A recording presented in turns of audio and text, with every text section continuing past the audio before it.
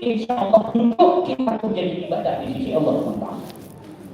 Mata kita bebas dari maksiat, telinga bebas dari maksiat, lisan kita bebas dari maksiat.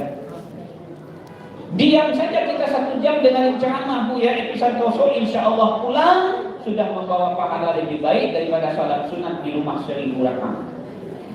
Insya Allah. Pahala hadir di majelis ilmu. Langkah-langkah ke masjid dari menguburkan dosa-dosa, mengangkat derajat kita setingkat demi 1 tingkat. Masya Allah. Keutamaan hadir di majelis ilmu. Di atas kita sekarang ada malaikat yang menepakkan sayapnya sampai kita bubar, dia tidak berhenti berdoa untuk kita yang ada di bumi surga pada malam hari ini. Ya Allah, rahmatilah mereka. Ya Allah, berkahilah mereka. Ya Allah, angkatlah derajat mereka. Ya Allah, muliakanlah mereka. Siapa yang duduk dalam majelis ilmu sampai dia tinggalkan majelis itu dalam ketaatan kepada Allah SWT? Masya Allah. Alhamdulillah. Kemudian salawat dan salam yang berupa Allahumma shalli ala Muhammad wa ala ali Muhammad. Sama-sama kembali kita doakan kepada Allah buat junjungan kita, tauladan kita, Nabi kita Rasulullah Muhammad. Tuh, Rasulullah Muhammad. Nih, ada orang masih diskusi. Nah, Bapak Ibu, mengucapkan salawat tanpa penyebab hukumnya sunnah. Tapi salawat kalau sudah mendengar nama Nabi disebut atau menyebut nama Nabi hukumnya wajib. Kok wajib Pak Ustaz? Kita buka ayat. Kalau Bapak Ibu bertemu ayat ya ayyuhalladzina amanu, yang dipanggil siapa? Kita atau orang lain? Kita. Kita yang merasa terpanggil atau kita? Sama dengan artinya hai Epy Santoso, hai Buya Haji Hasan Basri, ya Pak Tua ya. Ketika kalimat ya ayyuhalladzina amanu, itu yang dipanggil adalah kita. Kata Ibnu Mas'ud, sahabat Rasulullah yang paling hafal Quran setelah Rasulullah, kata beliau, kalau kalian mendengar kalimat ya ayyuhalladzina amanu, bila sedang berjalan berhentilah sejenak berjalan, bila sedang bekerja hentikan pekerjaan. Karena yang dipanggil oleh Allah adalah diri kalian.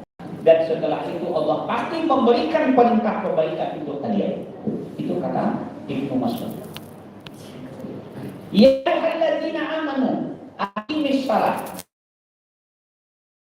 Kutiba alaikumus syiyam wa shalah. Ya ayyuhalladzina amanu sallu alaihi wa sallimu taslima. Bersalawat sama-sama diperintah.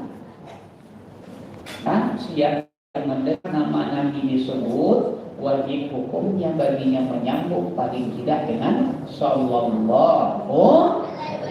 Kalau tidak dapat pahala paling besar, anak-anak Ustaz, lengkapi salawat kita Allahumma shalli sampai Hamidul Majid itu salawat besar. Nah, kalau hai nanti dicari waktu yakin wah barang muat di jamu di situ nanti.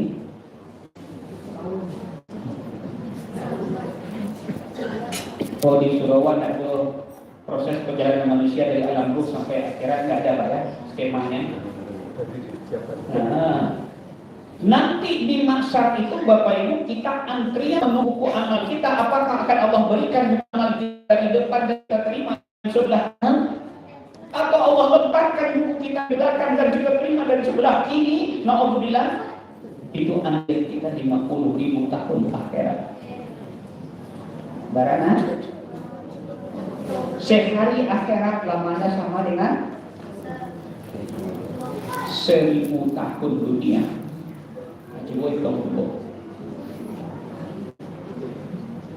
Jarak matahari sajangka dijamu 50.000 tahun akhirat. Sehari akhirat lamanya sama dengan 1000 tahun dunia. Jadi seandainya musim panen itu ada di mumpung Surawa ko jam 2 balik sampai jam 2 dah pakai kajong matahari sedang kagak kalau barang jarak matahari dari kapal awak di tropis jam 2 balik siang. Itu penelitian ilmiah menunjukkan jam 2 balik itu paling dekat matahari dari kapal awak di daerah Khatulistiwa itu jaraknya 150 juta kilo. Berapa? 150 juta kilometer di jam 2 waktu jam 2 balik sampai jam 2 pingsan. Apa akan nanti saya tadi dia mau 50.000 tahun akhirat, sehari akhirat sama 1.000 tahun dunia. Disitulah nanti Bapak Ibu kita ini benar-benar berharap didatangi oleh Rasulullah, didatangi oleh Muhammad dari lautan manusia di hamparan padang mahsyar itu. Nampak wajah yang penuh cahaya mendekati umatnya satu-satu. Mananya? Dia syafaat. Tapi pas di buku awakku lama nanti wak menunggu lawan kau ya Muhammad. Saya juga umatmu ya Muhammad. Berikan saya syafaatmu. Gak kuat saya di mahsyar ini dengan siksa mahsyar. Tapi pas di muka awak, nyepalingkan wajahnya dan jadi wasapaannya dia yang lain. Baca video bersama. Allah Akbar. Tahukah Bapak Ibu kenapa Rasulullah tidak melihat kita memalingkan wajahnya dari kita? Karena baru saja mau melihat kita nampak tanda di kening kita oleh Rasulullah. Akan doanya Pak. Kalau tulisan awaknya kikir binti belit sambil kalian kajai balak cekik kikik ini. Saya tahu Bu, insya Allah Rasulullah mengerti tidak Bu. Saya nama saja yang Ipi Santoso tapi bukan orang Jawa. Nama Ipi Santoso asli Minang suku Jambat. Mungkin banyak yang suku Jawa juga. Ya, orang Jambat. Bakal kamu pakai Santoso Pak Ustaz? Salah tulis dulu di SPTB-SD-nya TCA boleh dulu orang transmigrasi. Karena di Pasaman Barat itu dulu tahun 80-an banyak daerah peran baru Pak. Jadi SD-nya ke sekolah kami sebenarnya foto yang tertempel foto ambo, nilai-nilai ambo, tapi namu kawan transmigrasi. Karena waktu itu belum pakai akte kelahiran. Tidak bisa ditukar Pak. Kalau pakai saya itu lihat becek gaya tonton jadi kebaikan yang namu Santoso atau pakai saya. Baik Bapak Ibu. Jadi ikan nyawa yang enggan bersalawat setiap mendengar nama Nabi disabui tapi tidak bersalawat. Sekedar menggerakkan sallallahu alaihi wasallam tidak sempat dia gara-gara masih sibuk dengan handphone, balas WA, balas Facebook padahal acara sedang berjalan. Maksiat dalam masjid, hati-hati Bapak Ibu. Itu maksiat dalam masjid. Dan hilang keberkahan majelis ilmu, hilang pahala 1000 rakaat salat sunat ketika kita hadir di majelis ilmu. Ada orang formal berbicara, kita sibuk dengan WA, dengan Facebook, dengan IG kita di belakang. Itu maksiat di majelis ilmu, kata Rasulullah. Hilang tadilah keutamaan majelis ilmunya. Nah, sekedar bersalawat dan diulang-ulang dari protokol, diulang oleh Pak Ketua, mari kita berikan salawat dan salam buat Nabi kita Nabi Muhammad. Tidak bergerak lisannya menyambung dengan sallallahu. Nah, dapat gelar itu di kanjangan itu. Ketika awak berharap Nabi mendatangkan syafaatnya kawak di mahsyar, awaknya tinggal di Rasulullah dicari yang lain. Kenapa? Karena di dunia kita enggan bersalawat kepada Rasul. Maka kita dianjurkan banyak bersalawat. Apalagi salawat menjadi penyebab cepat doa kita dikabulkan. Cuma punya orang kini trennya Bu, nampak orang beli auto baru, rancak salawatin gitu.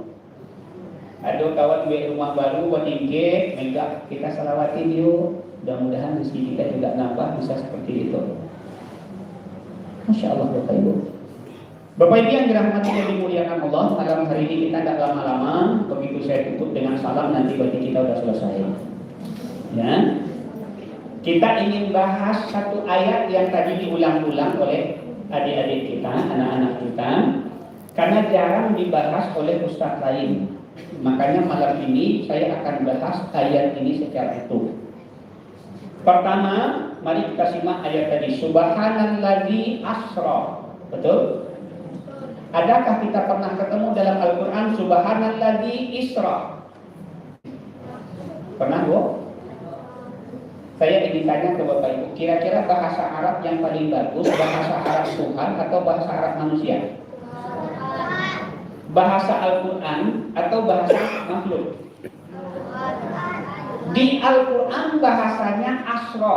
Kenapa hari ini kita sebut? Coba kita cek dulu. Ketika di Al-Quran disebut salat, kita sebut salat. Di Al-Quran disebut puasa saum, kita sebut saum puasa. Di Al-Quran kita sebut zakat, kita sebut zakat. Tapi ketika di Al-Quran menyebut asra, kenapa kita sebut Isra? Sehingga populer Isra Mi'raj. Harusnya Asra Mi'raj. Kita lihat. Pertama, kalau asal bahasanya, coba lihat Bapak Ibu yang punya kamus di rumahnya, anaknya pernah di sekolah agama, lihat kamus Profesor Mahmud Yunus, kamus bahasa Arab standar di sekolah kita di Indonesia. Lihat kata asra, lihat kata isra. Apa arti isra? Isra itu artinya lelaki yang berjalan. Sementara Rasulullah berjalan atau diperjalankan? Beda nggak makna berjalan dengan diperjalankan? Beda 180 derajat. Allah sudah mulai dengan kalimat Subhanalladzi maha suci Allah. Apa maknanya? Kenapa Allah mulai satu-satunya ayat dalam Al-Quran dengan kata Subhanalladzi? Coba cari ayat-ayat pada Al-Fatihah sampai Anas nggak akan ketemu. Allah ingin menekankan bahwa peristiwa Asra Mi'raj itu benar terjadi. Allah tidak bohong, Allah bebas dari kesalahan. Maka Allah mulai dengan kalimat Subhanalladzi maha suci Allah. Siapa yang berkehendak beliau berjalan? Allah, bukan Rasulullah. Mau mana dibawa oleh Allah, Rasulullah nggak pernah tahu. Apa kendaraan yang disiapkan sehingga bisa dalam waktu hitungan jam pulang pergi ke Masjidil Aqsa, naik ke Sidratul Muntaha 9 kali bolak-balik mendapat pengurangan perintah salat, minta diskon, turun lagi ke Masjidil Haram, sebelum subuh ketemu langsung dengan sahabat. Masuk akal tak? Maka Allah mulai dengan Subhanallah. Allah siapkan kendaraan yang murah yang kecepatan kakinya dengan sama dengan kecepatan cahaya. Siapa yang berkehendak? Allah. Siapa yang memperjalankan? Allah. Maka diperjalankan dengan berjalan itu dua makna yang berbeda. Dalam ayat ini Allah memulai dengan kalimat Subhanalladzi asra. Maha suci Allah yang memperjalankan. Berarti Rasulullah statusnya kalau dalam bahasa Indonesia sebagai objek atau sebagai subjek? Objek. Kalau diperjalankan Rasulullah sebagai objek. Tapi kalau lelaki yang berjalan malam hari, Rasulullah sebagai subjek. Itu beda. Kalau ada orang menyebutnya Isra, itu secara makna seolah-olah dia menentang bahwa peristiwa itu rencana Allah, bukan rencana Rasulullah.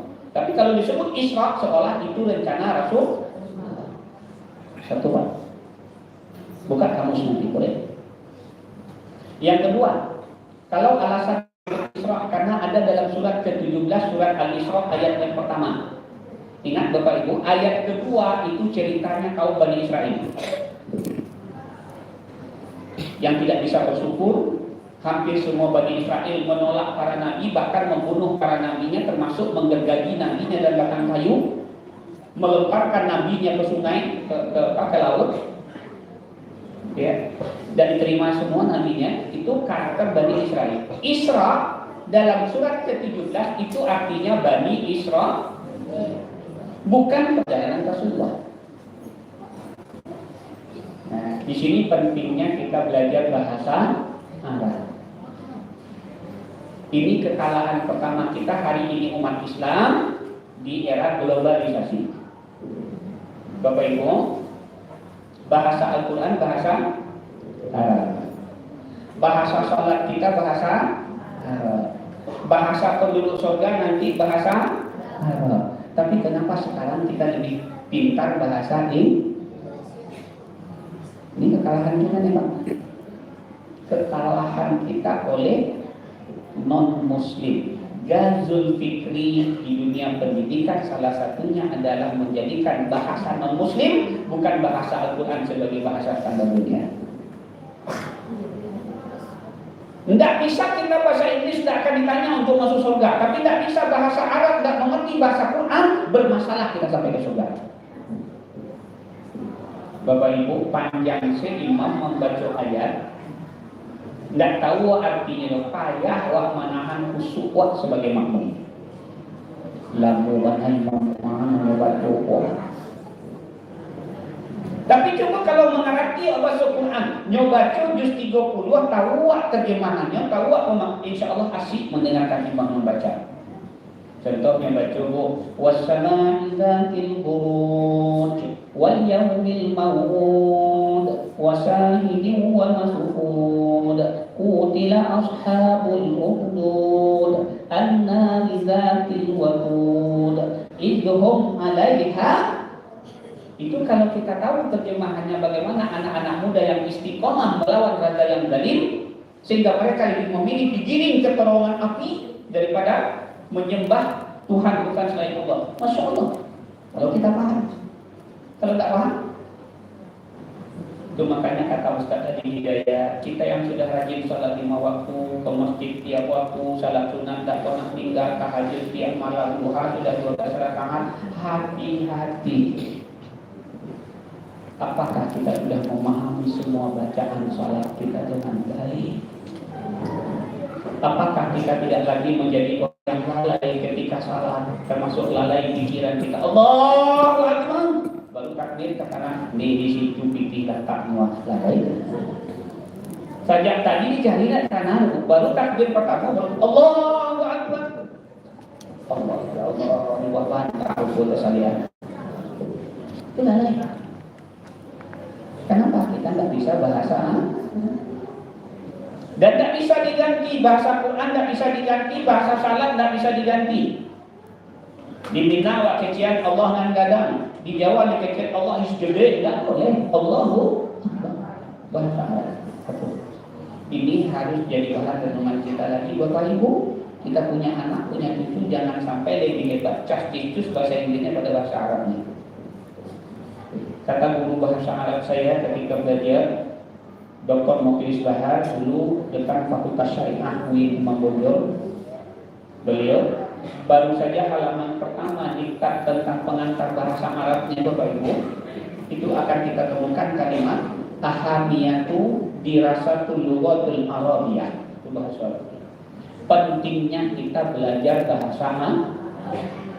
Poin satunya apa? Lughatul arabiyah, lughatul Quran. Bahasa Arab adalah bahasa Quran. Satu. Yang kedua, lughatul arabiyah, lughatul ibadah. Bahasa asal bahasa Arab adalah bahasa ibadah kita. Salat kita kan. Yang ketiga, lughatul arabiyah, lughatul ahlul jannah. Bahasa Arab adalah bahasa ahli surga. Allahu Akbar. Nah, kini tambah logik lain, bahasa Mandarin lebih penting daripada bahasa Arab. Awak negara Indonesia, tapi laporan pakai bahasa Mandarin ketika upacara. Siapa merintah tu? Itu tando negara awak ini dijajah dari Cina. Kalau kalian bisa, betul. Padahal mayoritas kita orang Islam. Bapak Ibu, satu. Kita mulai dari subhanalladzi asra. Yang kedua kalimat minal masjidil haram ilal masjidil aqsa. Pertanyaan pertama, kalau hanya untuk sekedar menjemput perintah salat, kenapa Allah harus memperjalankan Rasulullah ke Aqsa? Kenapa tidak langsung naik saja ke Sidratul Muntaha dari Masjidil Haram? Ada apa dengan Masjidil Aqsa? Apalagi di ujung kalimat tadi setelah minal masjidil haram ilal masjidil aqsa ada kalimat khusus memuliakan Aqsa dan itu tidak disebut untuk Masjidil Haram. Apa kalimatnya? Allazi barakna haulahu, yang kami berkahi sekelilingnya. Bapak Ibu, Di mata Allah, Aqsa itu punya kemuliaan khusus. Di mata Allah, Aqsa itu punya kemuliaan khusus. Bahkan ketika Allah bersumpah untuk kebaikan manusia, 3 kali Aqsa baru 1 kali Masjidil Haram. Coba lihat sumpah dalam surat At-Tin tadi. Itu kan sumpah. Wat-tini, ini pohon tin. Pohon tin ada di mana, Bu? Di Madinah atau di Palestina? Palestina, Pak. Pohon tin tidak ada yang tumbuh di Madinah. Wa zaitun, buah zaitun di mana tumbuhnya? Palestina atau di Madinah? Palestina. Wa turi sinina, bukit Tursina, di mana letaknya? Di Palestina atau di Madinah? Di Madinah bukit Uhudnya ada. Wa hadzal baladil amin, dan sebuah negeri atau balad yang aman, itu baru kota Mekah. 3 yang pertama Allah sabit dulu untuk Palestina, baru yang sampai Allah sabit untuk kota Mekah. Itu menunjukkan kemuliaan. Buah tin, buah zaitun itu 2 pohon surga yang Allah munculkan ke bumi. 2 pohon surga yang Allah munculkan ke bumi. Makanya buah tin, buah zaitun banyak sekali khasiatnya. Alladzi barakna haulahu, kami berkahi sekelilingnya. Apa bukti keberkahannya? Pertama, daerah yang paling subur di antara 3 daerah di 3 masjid itu adalah Palestina. 1. Dari 25 nabi dan rasul yang wajib kita imani, mana yang banyak lahirnya? Di Palestina atau di Makkah, Pak? Mana banyaknya? Di Palestina, saya. Makanya Masjid Aqsa itu perebutan semua umat pengikut para nabi, termasuk ahli. Dalam kitabnya orang Yahudi, namanya kitab Talmud, nabinya disebut Solomon, bagi kita itu Nabi Sulaiman. Dulu kerajaan Sulaiman yang paling besar itu letaknya persis di bawah Masjid Aqsa sekarang. Setelah sekian ratus tahun badai pasir tertimbun, baru dibangun di situ Masjid Aqsa. Masjid Aqsa itu dibangun 40 tahun setelah Masjid Haram dibangun. Jadi masjid kedua di bumi adalah Masjidil Aqsa. Masjid ketiga masjid apa, Bu? Masjid apa? Siapa yang tahu masjid ketiga dibangun di bumi? Masjid apa? Hah? Bukan, Pak. Masjid apa? Tempat singgah Nabi sebelum masuk Madinah.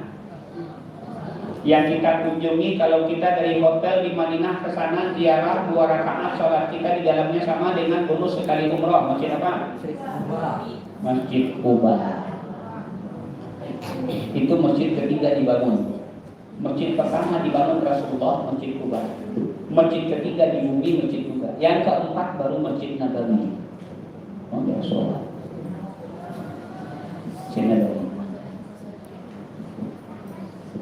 Jadi ketika Nabi hijrah Nabi Isra Mi'raj itu memang belum ada Masjid Nabawi.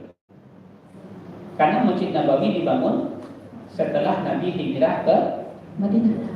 Sementara peristiwa Isra Mi'raj terjadi 1 tahun sebelum Nabi hijrah ke Madinah.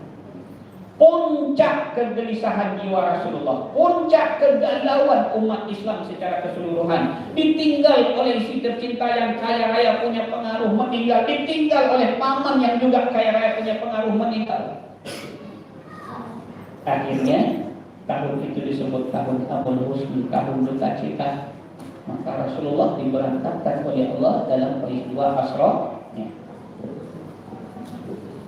Dari 25 nabi dan rasul itu, mayoritas Allah lahirkan di sekitar Aqsa. Yang dilahirkan di sekitar Masjidil Haram siapa? Hanya beberapa yang terakhir. Ismail, Rasulullah itu dikalahkan. Yakub, Palestina. Adam diturunkan dari surga. Di mana diturunkan Adam Bapak?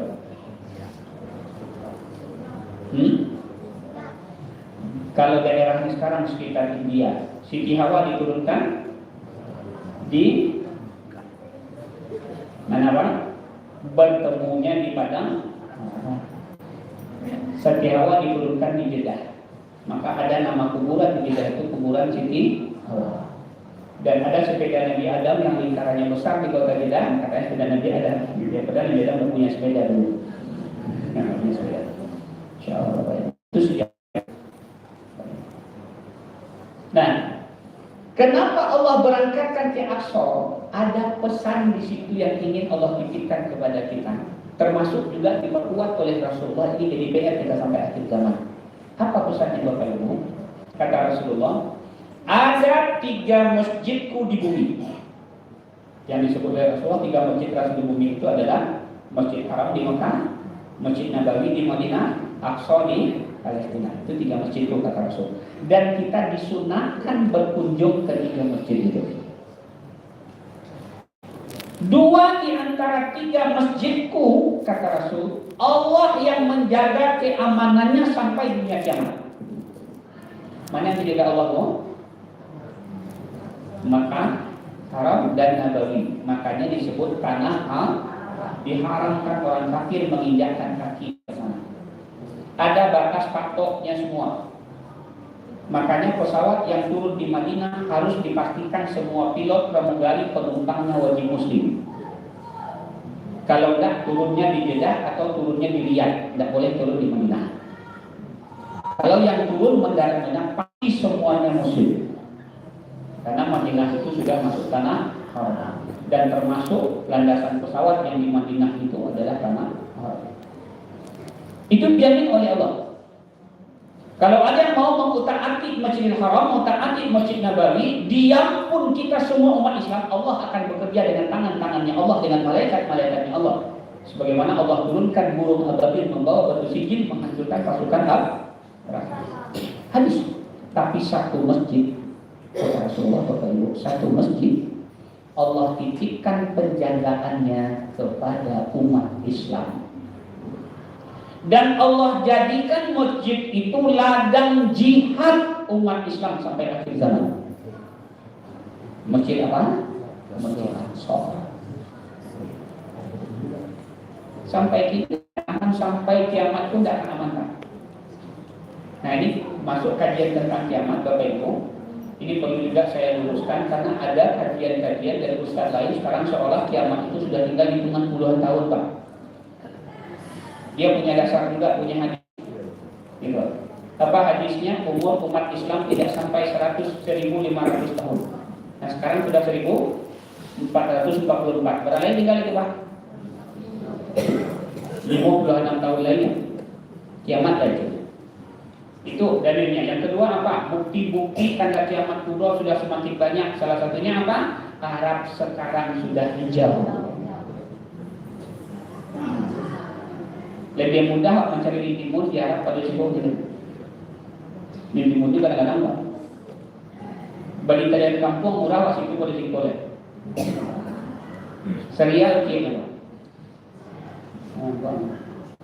Hijau. Apalagi kalau kita pergi ke Taif, tempat Nabi dilempari ketika hijrah, di situ sudah ada kebun teh. Sudah berbuah naga di situ. Saya terakhir bawa jamaah kemarin di situ makan bajamba di Taif. Itu kebun tehnya luas kayak di Kaliwaro, sejuk, suhunya 17 derajat pada hari Arab. Taman kotanya lebih indah daripada Bukit Tinggi. Padahal itu Arab. Sudah subur.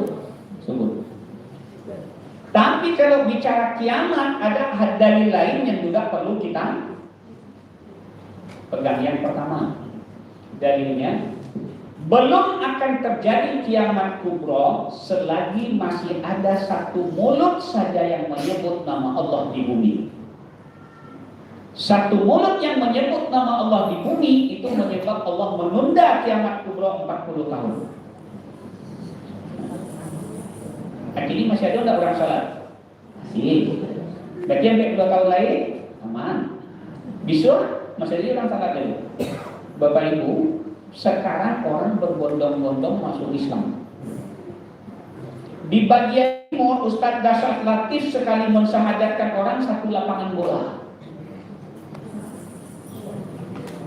Di Papua orang sekali masuk Islam bergandengan tangan itu ribuan orang, satu suku. Di Amerika sekarang hitungan 1 menit 1 orang Amerika masuk Islam. Di Inggris 2 tahun terakhir 300 lebih gereja berubah jadi masjid. Termasuk kami kemarin Jumat terakhir bulan Ramadan kemarin, Bapak Ibu, kita patungan Badonce membeli satu gereja di Inggris dirubah jadi masjid, 20 miliar satu hari. Kenapa? Karena pendetanya masuk Islam, pengikutnya masuk Islam, tidak ada tempat ibadah, gerejanya kosong. Dan itu sudah lebih 300 gereja yang berubah jadi masjid di Inggris. Di Cina sekarang umat Islamnya sudah lebih dari 100 juta. Nah, kira-kira kalau mau itu tambah orang Islam dulu dunia kiamat. Masih lah. Satu. Yang kedua, Bapak Ibu yang sudah pernah ke Tanah Suci, kita di Madinah pasti tujuan salah satu ziarahnya ke Ar-Raudhah, betul? Di Ar-Raudhah di sampingnya ada makam Rasulullah, betul? Ada enggak Bapak Ibu yang pernah mencibuk bara kuburan yang ada dalam komplek makam Rasulullah? Baru 3 yang sampai saji di samping awak di Ar-Raudhah itu sebelah kiri awak, kalau yang laki-laki makam Rasulullah, sebelah kanan mimbar Nabi. Makam Rasulullah itu di dalamnya untuk 4 makam, tapi 1 masih kosong. Yang sudah ada makam itu Rasulullah, di samping Rasulullah ada Abu Bakar, di belakang Abu Bakar ada Umar, di samping Umar masih kosong. Bahkan tidak di situ dimakamkan istri Rasulullah. Bahkan tidak di situ dimakamkan Utsman bin Affan atau Ali bin Abi Thalib yang juga khalifah. Itu pesan Rasulullah, Pak. Pesan Rasulullah. Apa pesan Rasulullah? Tolong yang ini kosongkan. Buat apa ya Rasul? Kecil sahabat ketika beliau masih hidup. Beliau yang menentukan siapa yang akan dimakamkan di situ. Yang kosong itu pesan Nabi, ini nanti untuk makam senior saya namanya Isa. Jadi makam Nabi Isa nanti di Madinah. Keyakinan kita mengatakan Nabi Isa sekarang belum meninggal. Dia nanti akan turun ke bumi, kebangkitan Islam kedua di tangan Nabi Isa.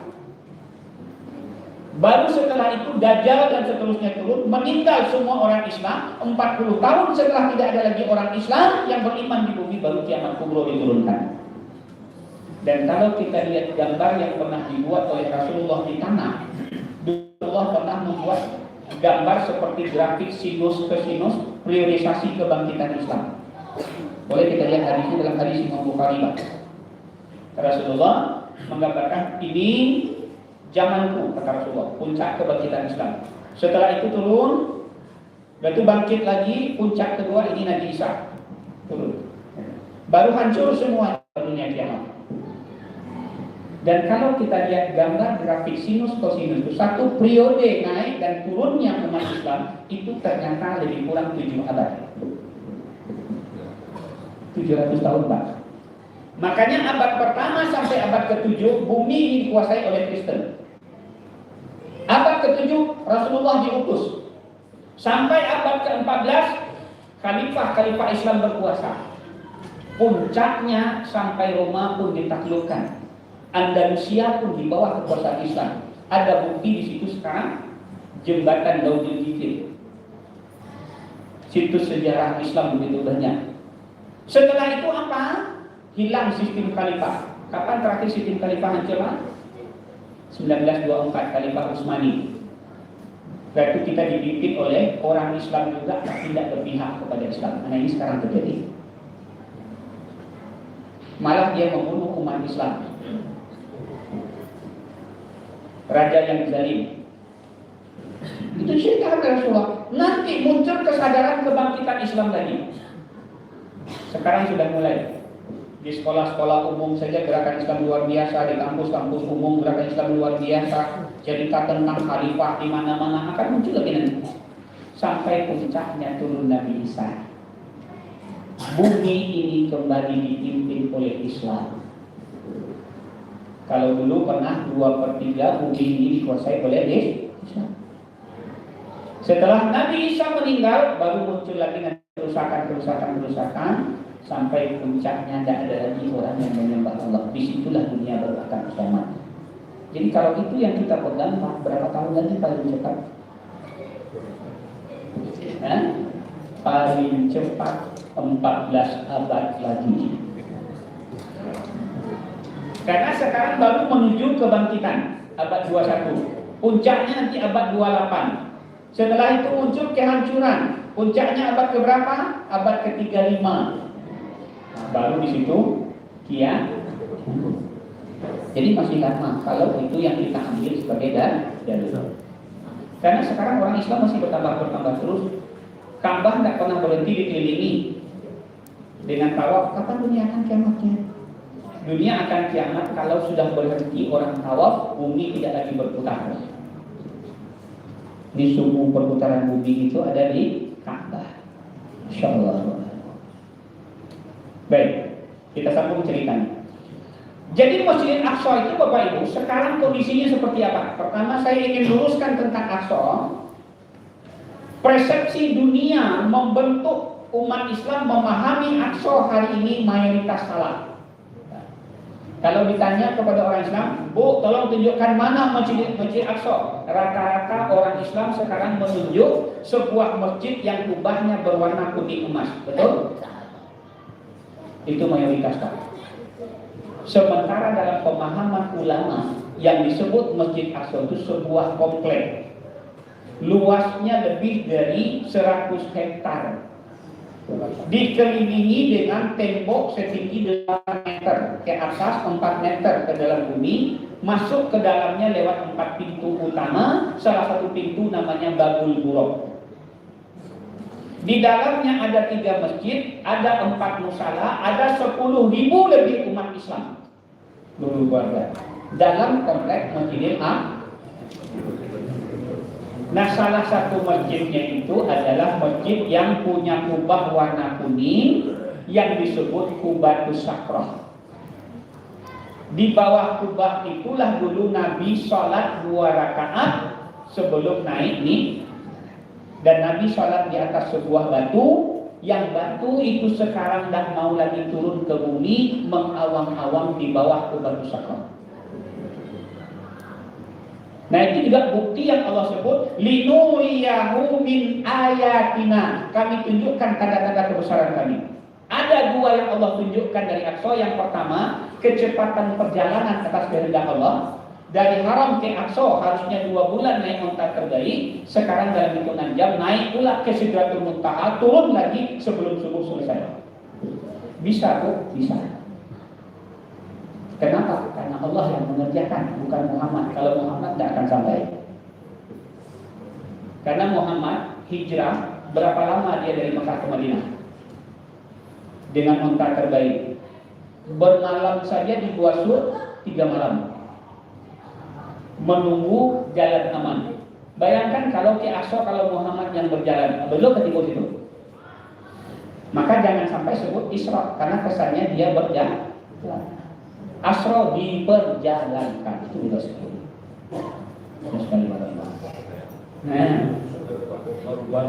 Nah, itu dia Pak.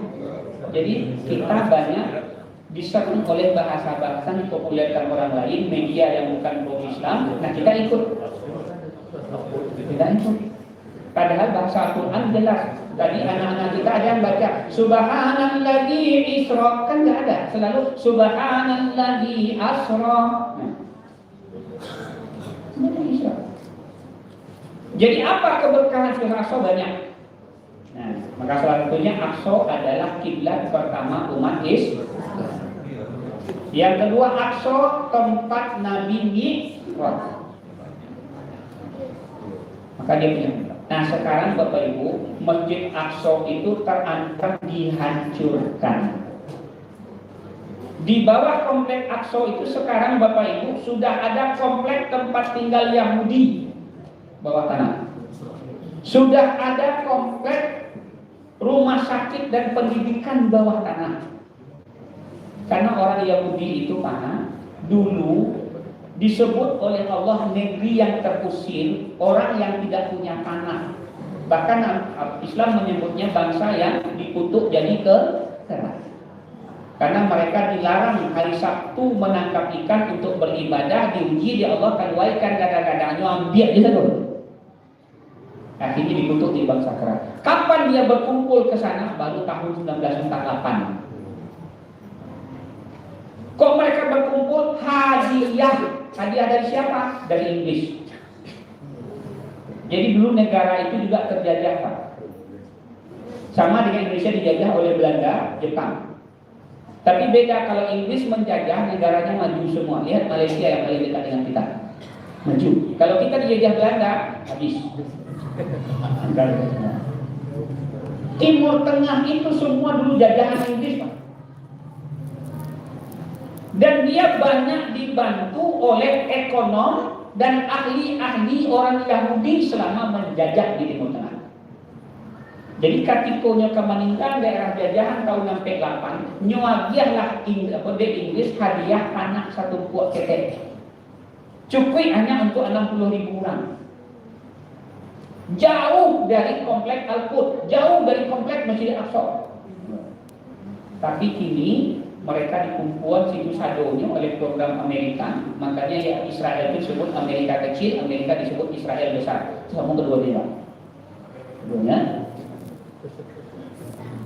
Targetnya 30 juta orang Yahudi di dunia itu berkumpul kembali ke Israel sebagai sebuah negara. Maka sampai kini satu-satunya negara yang tidak jaleh batas wilayahnya, Pak, Israel. Apa batas wilayah Israel? Sejauh mana tentara Israel bisa memerangi orang sekitar kemudian menduduki daerah itu negara Israel. Itulah orang itu Israel. Itu Israel. Bapak Ibu. Maka negaranya bertambah luas. Akhirnya sekarang Masjid Aqsa, Bapak Ibu, sudah dikuasai penuh oleh Israel. Bapak Ibu, kalau payu waktu ini umrah plus Aqsa, Bali pisahnya tidak ke Palestina ada, Bali pisahnya ke Israel. Jadi kalau umrah waktu Aqsa yang tambah kayu siap Israel. Di perbatasan Yordan kita sudah digeledah oleh tentara Israel. Masuk pintu Aqsa, di pintu utama yang 4 itu termasuk pintu Babul Qura namanya. Ditodong kita dengan senjata, suruh angkat tangan, tas ditinggal, diperiksa semua, hanya diizinkan salat 2 rakaat sampai ke kamar mandi pun dikawal pakai senjata. Siapa yang mengawal? Israel, bukan orang Palestina. Alhamdulillah. Dalam skenario terakhir Israel, apa Bapak Ibu, mereka akan menjadikan komplek Aqsa mendirikan kuil termegah di dunia, kiblat Yahudi internasional. Nah kalau itu terjadi Bapak Ibu, hancur Aqsa. Wak peringati nanti peristiwa Isra Mi'raj dibaca ayat punya kajian tujuannya di mana Masjid Aqsa itu kini ada orang. Coba. Maka oleh karena itu malam kita harus salat.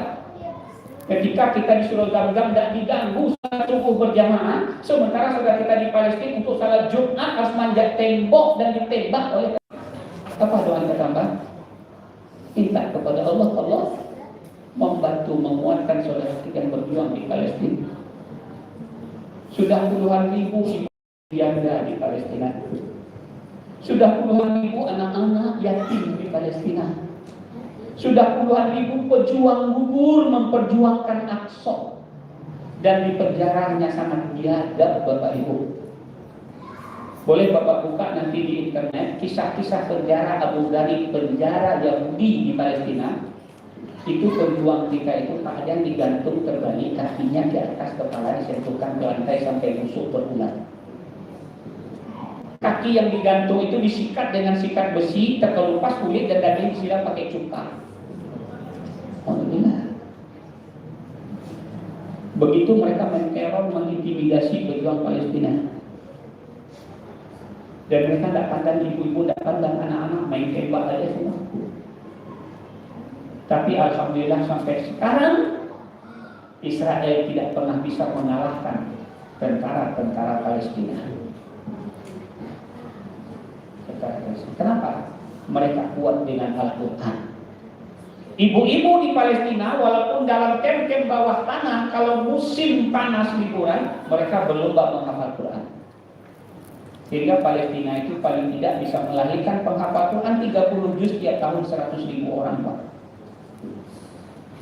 Anak-anak mereka kalau libur musim panas 4 bulan tidak jalan-jalan ke luar negeri, tapi masuk camp bawah tanah berlomba menghafal Quran. Maka di Palestina, ibu-ibu rumah tangga biasa saja mereka hafal 15 sampai 30 juz. Ibu-ibu surah Al-An'am berapa juz, Bu?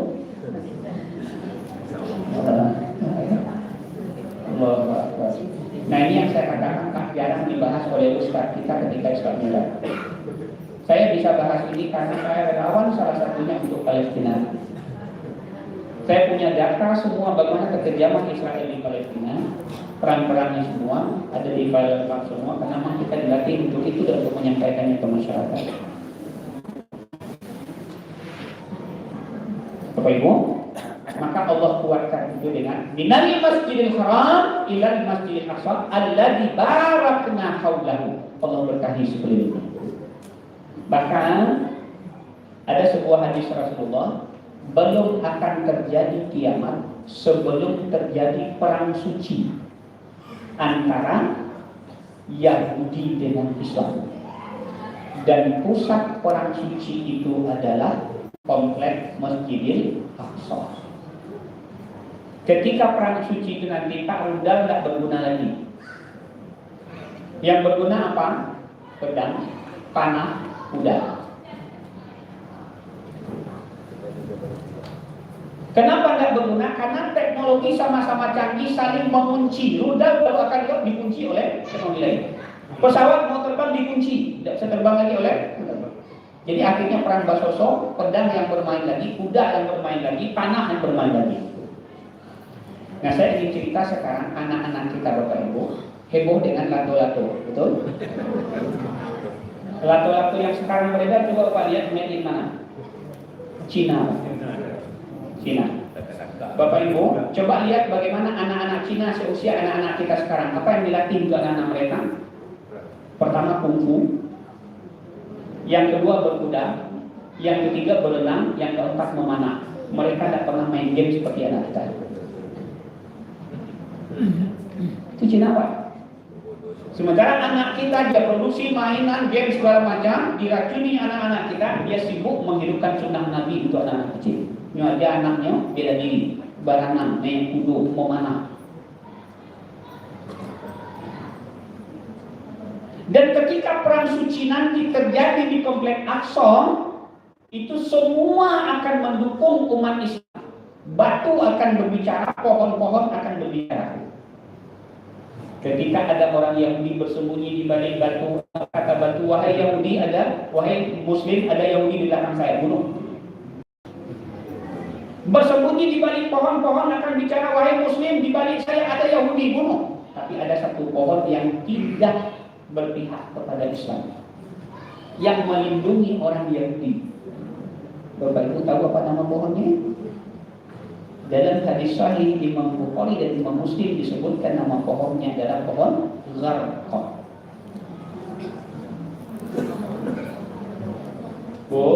Hebatnya apa? Orang Yahudi yang sekarang ada di Israel percaya dengan hadis ini. Apa bukti mereka percaya? Dinas pertanian Yahudi sekarang membudidayakan pohon Gharqad di mana-mana. Wajib ditanam minimal 2 pohon tiap rumah orang Yahudi dan wajib dijadikan pohon pelindung semua perkantoran Yahudi. Pohon Gharqad. Ada itu hadis orang Islam tak? Yang dikeus ya. Yahudi saya. Jadi mereka percaya dengan hadis-hadis Rasulullah, mereka takut peristiwa itu terjadi. Akhirnya sekarang malah mereka memperbanyak pohon itu dibudidayakan. Jadilah pohon Gharqad itu sekarang pohon pelindung resmi di seluruh negara Israel. Insya Allah. Kita lanjut. Berikut ayatnya. Linuriyahu min ayatina. Allah ingin tunjukkan tanda-tanda kekuasaan Allah. Ada 2 tanda di situ yang harusnya menguatkan keimanan kita Bapak Ibu. Ini babnya keimanan. Dan bagaimana iman merespon sesuatu yang tidak masuk akal. Ini pembelajaran penting buat kita malam ini. Perjalanan Rasulullah dari Masjidil Haram ke Aqsa hanya dalam waktu beberapa jam. Kemudian ketemu dengan beberapa nabi yang telah meninggal. Kemudian dia sebutkan bertemu dengan pintu-pintu khusus di langit. Kemudian dia sebutkan bolak-balik minta pengurangan jumlah rakaat salat. Masuk akal tak kira-kira dilakukan oleh seorang nabi yang tidak punya kendaraan superjet? Tidak masuk akal. Kalau diterima dengan otak. Sama dengan sekarang tidak masuk akal ada batu yang beratnya hampir 2 ton tempat salat sunat Rasulullah di bawah kubah Susakro itu, yang sekarang mengawang-awang di bawah kubah itu. Tapi sekarang Bapak Ibu, pembina Bapak Ibu, paina program paket Aqsa umroh, gue tanda tangan siap tidak pulang, siap menerima resiko, keluarga rela. Mau itu persyaratannya gini Pak, kalau ke Aqsa tidak bisa kita melihat lagi batu itu karena batu itu ditutup dengan kain hitam oleh Yahudi. Batu itu mengawang lebih kurang 80 cm dari lantai. Awak bawa batu ketek wajah tuan di samping. Tapi yang batu nanti itu tidak ada yang menopang meja, tidak ada yang menggantung tali katek, mengawang-awang. Masuk akal tidak Pak? Tidak. Tapi itulah kekuasaan Allah. Apa pembelajaran buat kita Bapak Ibu? Bahwa kita orang Islam yakin dengan Allah dengan sifat mahanya, harusnya menjadi keyakinan yang membuat hidup kita tenang dalam segala masalah. Karena kalau kita sudah mengadu kepada Allah dan kembali kepada Allah, Allah pasti menerima pengaduan kita, menyelamatkan kita. Ada 2 kata kunci. Pertama, Allah telah bersumpah dalam Al-Quran di surat Al-Baqarah ayat yang terakhir. Apa sumpahnya Pak? La yukallifullahu nafsan. Ini harusnya jadi penghibur kita ketika diberi ujian, pasti kita sanggup melewatinya. Karena Allah tidak pernah memberi kalau kita tidak sanggup. Yang kedua, semakin berat ujian itu, pertanda semakin dekat datangnya pertolongan Allah dengan caranya Allah. Datangnya lima datangnya, bilo datangnya, lewat sia datangnya, lain mungkin tibonya kawat datangnya. Kalau kita tanya itu berarti bukan iman yang berbicara, tapi logika, dan itu urusan manusia. Bapak Ibu, lain karena peristiwa acara Allah menyelamatkan Nabi Musa di pinggir Laut Merah. Pernahkah kita bertemu ayat bahwa Musa diberitahu kalau tongkatnya bisa membelah laut? Sampai sudah terdesak itu pun saat Jibril meminta tongkat ke laut, Musa tidak tahu kalau tongkatnya akan membelah laut. Tapi bisa bagi Allah, bisa. Bu, Nabi Yunus dalam perut ikan berapa hari? Di laut dalam lagi. Awak tenggelam 1000 menit, kerana kacang. Ikut dalam pari ikan, dibawa oleh ikan ke dalam laut dalam. Kira-kira logikanya dia mana? Tapi kenyataannya, pernahkah Bapak Ibu bertemu Nabi Yunus, ya Allah tolong selamatkan saya dari perut ikan ini? Tidak. Apa yang diucapkan Nabi Yunus dalam perut ikan? Dan ini senjata buat kita ketika diberi Allah ujian berat. Pakai itu Pak doanya. La ilaha illa anta subhanaka inni kuntum. Yang belum dapat apa? La ilaha illa anta subhanaka inni kuntum. Tidak pernah dia minta dikeluarkan, tidak pernah dia minta diselamatkan, tidak pernah minta dijaga. Cuma itu saja dia zikirkan. Selesai semua urusan. Itu kuasa Allah. Maka Allah perkuat kuasanya di surat yang kedua terakhir ayatnya dalam surat Yasin ayat ke-82. Apa bunyinya? Apa bunyinya, Bu? Coba buka nanti. Innama amruhu idza arada syai'a ay yaqula lahu kun. Jangan enggak bebas. Allah kalau sudah berkehendak, dia enggak butuh asisten, dia enggak butuh ruang, dia enggak butuh waktu, dia enggak butuh logika manusia. Kalau keceknya jadi kun jadi. Maka kuatkan keyakinan kita ketika berdoa, jangan pernah ragu minta. Kalau minta sama Allah, yakin akan dikabulkan Allah. Karena Allah berjanji, Ud'uni astajib lakum. Dan Allah sudah berkata, Allah tidak pernah menyalahi janjinya. Innaka la tukhliful. Artinya orang Islam ini paling tenang Bapak Ibu. Kenapa? Karena Allah jamin tidak akan berikan musibah ujian kalau dia nggak sanggup. Kalau nggak sanggup kita nggak akan diberikan, Allah nggak pernah tadi.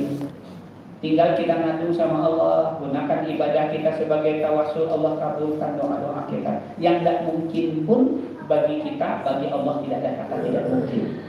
Yang mustahil hanya bagi kita, bagi Allah tidak ada kata mustahil.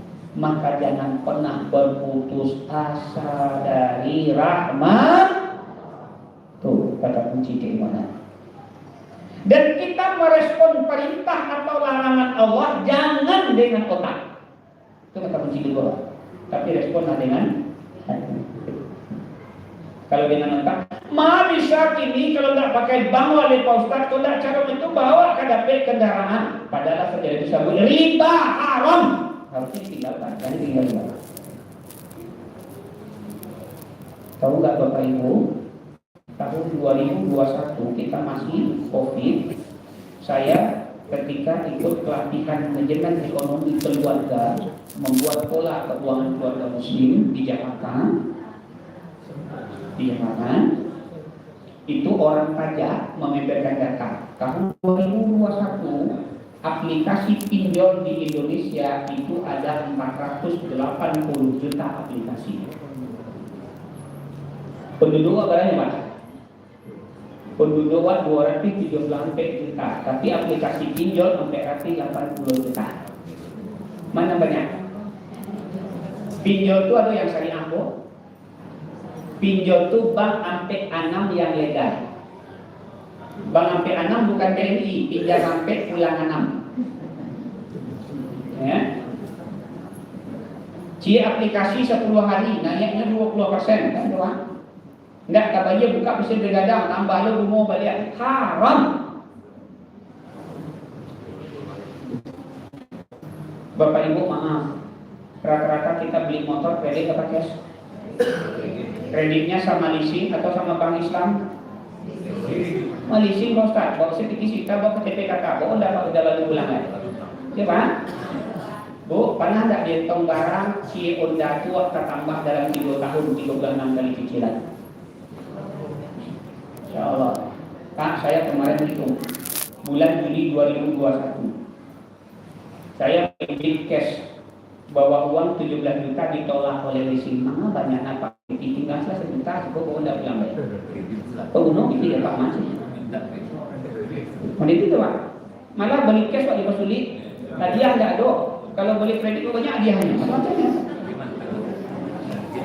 Bapak Ibu, ambilnya RPI. Boleh saya lihat? Ini Pak, cukup 1 juta atau 2 juta aja. Oke, setelah itu Bapak boleh bawa ini. Terus Bapak nyicil tiap bulan. Berapa cicilan saya kalau 2 juta saya tinggal 800.000 Pak? Berapa bulan? 36 bulan. Harga bid waktu itu hanya 16.900.000 cash. Saya coba hitung uang 2 juta DP tambah 36 kali 800.000. Itu kita terbayarnya 30 juta lebih 3 tahun. Hah? Harga cash hanya 6 balik juta 9 kartu 7 balik juta. Karena nanya 3 balik juta. Bapak Ibu tahu nggak hadis tentang riba? 1 dirham dosa riba kita lakukan itu dosanya paling kecil sama dengan kita berzina dengan kandung. Tahu? Samu dia berzina di orang tua kedua. 1 dirham itu berapa pikir awalnya Pak Ustaz? Kalau ambil dirham yang umum untuk negara Arab, nilai 1 dirham itu sekarang tidak lebih 83.000 rupiah.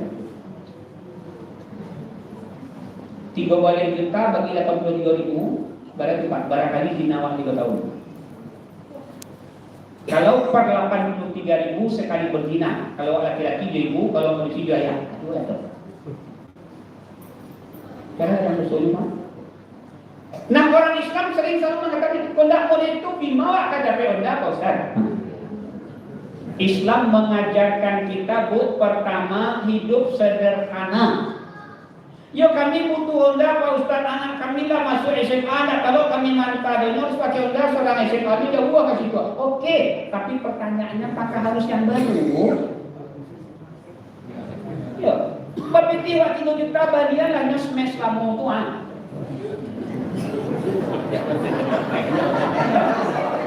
Hah? Ada Pak? Nah, sampai nama lewat kan? Astrea bulan itu enggak kau utang enggak mencicil waktu bulan dah. Nah, ada fikir tabung lo, lah cukup baru balik cash. Itu yang dianjurkan Islam. Nah, kini kan awak banyak apa? Banyak gaya. Enggak namanya Pak Ustaz, malunya memakai model itu. Gaya itu dan berbagi, makanya gaya itu. Masuk neraka lah dia gaya itu. Nabi saja yang kaya hidupnya sederhana. Khalifah Umar bin Khattab yang bagi Imam Khattab hidupnya sederhana. Awak tidak punya fikir tapi bentuk orang kayu. Sehingga tiap akhir bulan dikaja-kaja debt collector. Siang dia. Tapi Masya Allah, Masya Allah, Masya Allah. Ini perlu Bapak Ibu. Maka mestinya orang Islam kalau dia beriman, apapun yang Allah turunkan, sikap coba lihat dalam surat Al-Baqarah ayat 285.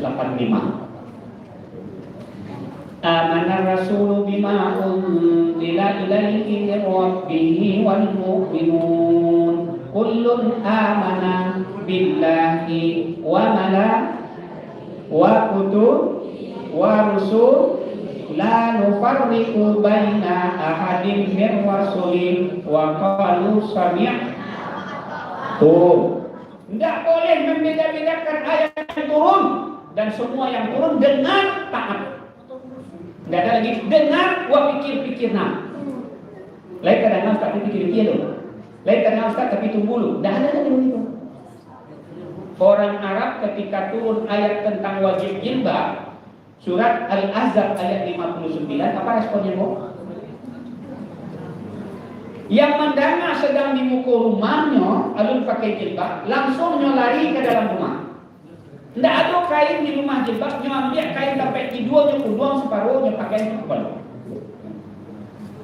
Yang sedang di pasarnya, nyo cari jalan kosong pulang tak cari ada laki-laki lain. Model itu sikap mereka ketika ayat turun. Ketika ayat turun tentang haramnya khamar, apa sikap orang Madinah Pak? Dalam tempo 2 jam Madinah banjir khamar. Ada pakai cadar atau? Hah? Ada pakai cadar atau? Pakai cadar Pak? Itu bukan ayat hadis bahwa istri-istri Rasulullah itu pakai cadar. Ada. Nah, sebenarnya kita tidak adil Pak. Saya bukan membela orang bercadar, istri saya tidak bercadar. Orang yang menghidupkan sunnah kita anggap salah. Orang pakai rok mini kita tidak marah. Mana yang harusnya kita marahi? Mana bagus apa-apa cenderung mencari yang pakai rok mini sedangkan ada teliti roknya atau pakai cadar? Yang melotot atau apa-apa kan tidak main Bu? Nah itu yang harus kita berani. Dan lewatnya tempat kami baru sosok kami kalian. Itu orang ketampas keket bukunya. Itu yang wajib padahal istri nanti mau itu yang keluar. Itu harusnya mana keluar. Nah, memang itu tidak wajib Bapak Ibu. Bahkan dalam kondisi tertentu harus dibuka. Saya dengan keluarga saya semua minta izin pakai sadar tidak saya izinkan. Kenapa saya izinkan? Pertama, wajah bukan aurat. Ingat, wajah bukan aurat, termasuk bagi perempuan. Yang kedua, sedang umroh atau sedang haji pakai ihram malah harus dibuka. Yang ketiga, silaturahmi itu menjaganya wajib. Menutup wajah dengan burdah hukumnya Kalau akan putus yang wajib karena yang sunnah mana dahulu? Nah, setelah Pak. Jadi kalau ada begitu silakan. Tapi kalau pemahamannya sudah dalam dengan agama, insya Allah kita buka surah wajah Tuhan.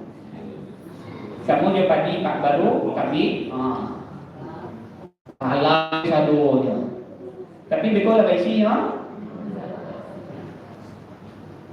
Karena awak masih ada sesuatu janji dari menjaga silaturahim hukumnya wajib, pakai bodah hukumnya sunnah. Kalau dek pakai bodah putus silaturahim ke tetangga, nah itu kajiannya itu kan. Itu yang kadang dek kawan-kawan itu masuk bang, masuk gitu aja.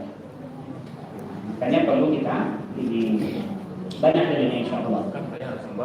Bapak? Iya. Baik, itu nanti kita bahas khusus lah. Insya Allah mudah-mudahan saya ketemu Bapak Ibu tidak hanya pertama dan terakhir, nanti kita sambung di kajian lain. Ya, yang lain. Jadi begini mestinya kita merespon. Makanya coba lihat sikap Abu Bakar ketika pagi itu orang Makkah galau di cerita Asra Mi'raj. Ada yang balik kafir balik pagi itu gitu. Lah berimannya ke Rasulullah. Ada mantap imannya. Adik tapi dia Nabi cerita tadi malam yang baik. Aku dah masuk ya kalau hilo kau mah. Tinggalkan Islamnya pagi itu balik. Sahabat-sahabat saja banyak yang galau. Satu sisinya percaya Muhammad tak pernah bohong. Di sisi lain tak masuk di kapalunya cerita masjid berdoa. Macam boleh. Alhamdulillahnya pagi itu Abu Bakar tak ikut menjadi Rasulullah. Akhirnya sahabat yang galau setelah tinggalnya Rasulullah, pilihannya satu-satunya bertanya kan? Wahda kami dah Abu Bakar, karena Abu Bakar yang paling dekat di Rasulullah, bahas kilo-kilo pendapat Abu Bakar. Pai yang ke rumah Abu Bakar bertanya, ya Abu Bakar, apa pendapatmu kalau begini? Abu Bakar tersenyum, yang mengecek tadi siapa? Muhammad, Rasulullah. Kata Abu Bakar, kalau Muhammad yang bicara, jangankan sejauh itu, 10 kali dari itu pun dia sebutkan, saya Abu Bakar tidak akan meragukan sedikit pun. Nah inilah turunnya surat An-Najm ayat 3 dan 4. Wa ma yantiqu 'anil hawa in huwa illa wahyun yuha. Muhammad itu tidak pernah berbicara berdasarkan hawa nafsunya, melainkan semua wahyu yang diwahyukan kepadanya. Maka hadis-hadis sahih Rasulullah, Al-Quran tidak boleh kita tanggapi dengan zaman kini maka cocok oleh Ustaz kemudian itu juga ya ibu cocok bu. Islam itu sampai akhir zaman cocok insya Allah. Islam itu rahmatan lil itu bedanya Quran dengan kitab lain. Kalau kitab lain hanya untuk umat pada zamannya, kalau Quran sampai kapanpun di pelosok dunia manapun insya Allah cocok dan jadi rahmat. Sikap kita bagaimana mestinya Bapak Ibu? Samu jawab membalik keci ke pasapa. Ibu ingin bagi hadiah pada ulang tahun apa? Dia kejutan. Saya juga kasar dibalik keci rancangan hadiah mahal. Tiba di rumah mengucapkan happy birthday to you. Sudah punya dia kado, lawak buka dipakai rupanya topi kosampi. Pertanyaan Pak, topi ko wak pakai tali dan kapalo wak tarah supaya kamu atau topi ko wak bukan ke pasar dia?